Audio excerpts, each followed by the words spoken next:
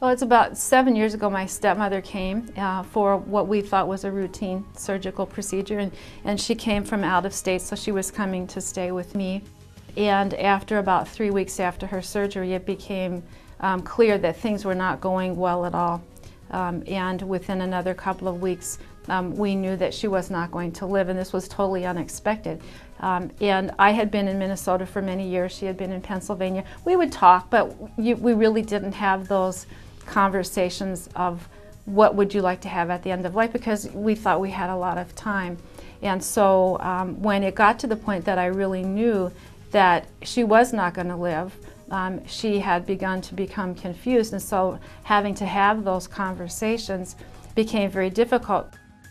It was a horrible time in my life in the respect that it was an unexpected event. I didn't think that she was going to pass away. We didn't have time to have those last weeks that we could really talk about things that mattered. My father also had several years before that had a brain injury, so he was in an institution and confused. So he was not going to be of any help either. And so then I began to think, I have to deal with this sudden death. I'm going to lose this woman that I've known and loved my whole life, and I have no idea where to even start to look for what it is that I need.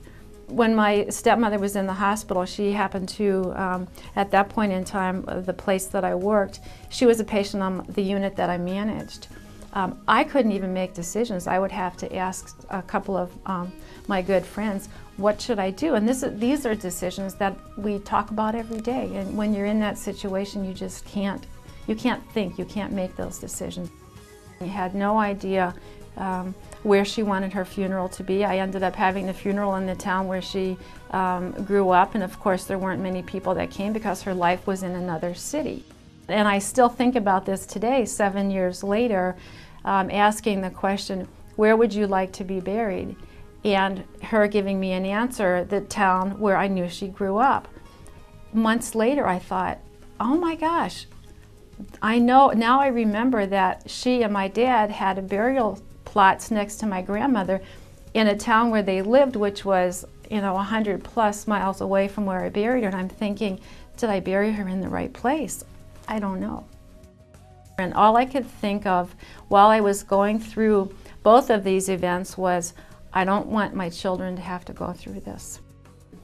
If I would have had guidance, and if I would have had a place to go like AffairsInOrder, I could have really enjoyed that time closer to the end, rather than just thinking, how am I going to deal with this, and am I doing the right thing?